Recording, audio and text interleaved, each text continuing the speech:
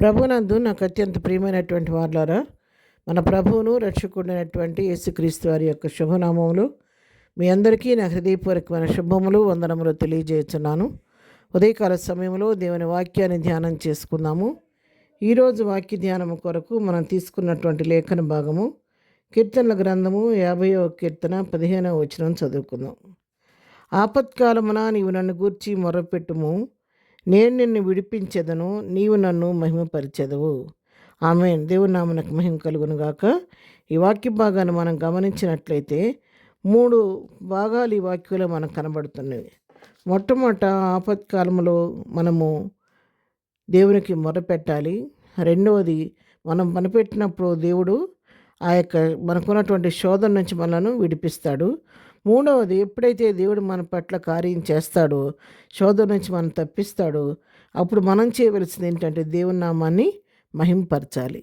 ఈ 3 కార్యాలు క్రైస్తవ జీవితంలో మరి నిత్యము జరుగుతూ ఉండాలి. ఈ 3 కార్యక్రమాలు ఎల్లప్పుడూ మరి జరుగుతూ ఉండాలి. ఎందుకంటే మన దేవుడు ఆయన మన తండ్రి కాబట్టి మన ప్రతి సమస్య కొరకు ప్రభు సన్నిధికి వెళ్ళి మన సమస్యను దేవునికి చెప్పుకుంటూ ఉండాలి. ఆయన జాలి కలిగిన దేవుడు, ప్రేమ కలిగిన దేవుడు కాబట్టి కార్యకారి ఆయన మన పట్ల తన కార్యం చేస్తూ ఉంటాడు. మూడవది, ఆయన కార్యం చేసిన ప్రతిసారి కూడా మనం దేవుని సన్నిధికి వెళ్ళి దేవుని కృతజ్ఞత చెల్లించవలసిన వారంగా ఉండాలి. ఎందుకు చెల్లించాలండి? ఎందుకు కృతజ్ఞత చెల్లించాలి? కృతజ్ఞత చెల్లించకపోతే ఏమవుద్ది అంటే, ఆ విధంగా కృతజ్ఞత చెల్లించడం అనేది దేవుని చిత్తము. మరి తెస్సలోనికీయులకు రాసిన మొదటి పత్రిక 5వ అధ్యాయము 17-18 వచనాలు చదువుకుంటే, ప్రతి విషయమునందును కృతజ్ఞతాస్తుతులు చెల్లించుడి, ఇలాగు చేయుట యేసుక్రీస్తునందు మీ విషయంలో దేవుని చిత్తము. మనకు చేసిన ప్రతి విషయంలో, ప్రభు చేసిన ప్రతి కార్యంలో కృతజ్ఞత చెల్లించడం అనేది దేవుని చిత్తం కాబట్టి మనం దేవునికి కృతజ్ఞత చెల్లించేవారుగా ఉండాలి. మరి ఈ దేవుని వాక్యంలో చూస్తే, మరి ఎవరైతే దేవుని దగ్గర నుంచి మేలు పొందుకున్నారో వారు దేవుని మహింపరిచినట్లుగా మనం చూస్తాము.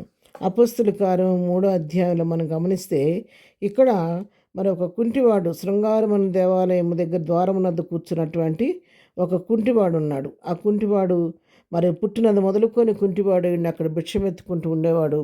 ఎవరో ఏదో ఒకటి ఇస్తే దానం చేస్తే వాడితో తన బ్రతికి వెడదీస్తూ ఉన్నాడు.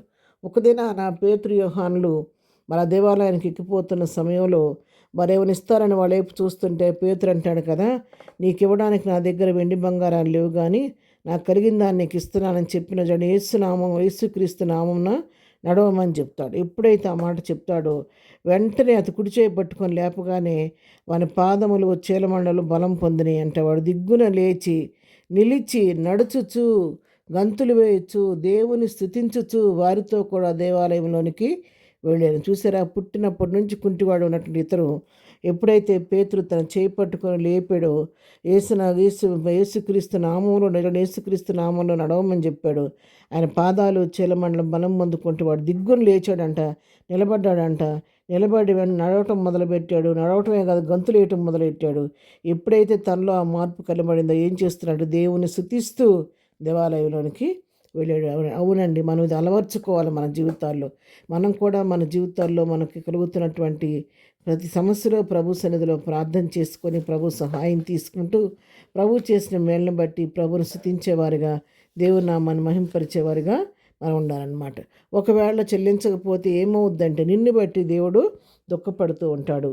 లోకాసు వార్తలో మనం చూసినట్లయితే 17వ అధ్యాయము మరి 16వ వచనం చదువుతున్నాను. వారిలో ఒకడు తనకు స్వస్థత కలుగుట చూచి గొప్ప శబ్దంతో దేవుని మహింపరచుచు తిరిగి వచ్చి ఆయన కృతజ్ఞతాస్తుతులు చెల్లించు ఆయన పాదముల యొద్ద సాగిలపడెను. వాడు సమరయుడు. అందుకు యేసు, 10 మంది శుద్ధులైరు కారా, ఆ తమ్మండగురు ఎక్కడా? ఈ అన్నుడు తప్ప దేవుని మహింపరచు తిరిగి వచ్చిన వాడు ఎవడను అగపడలేదా అని చెప్పి, నువ్వు లేచి పొమ్ము, నీ విశ్వాసం స్వస్థపరిచినని వానితో చెప్పాను. ఈ సన్నివేశం ఏంటంటే, 10 మంది కుష్ఠరోగులను ప్రభు స్వస్థపరిస్తే ఆ 9 మంది తిరిగి రాలేదు, కానీ ఒక్కడే తిరిగి తన సంతోషంగా వచ్చి ప్రభువును స్తుతించి దేవుని నామానికి మహిమ చెల్లించే ప్రభు అంటున్నాడు. మరి ఆ 9 మంది ఏమైపోయారు? 10 మంది శుద్ధులయ్యారు కదా.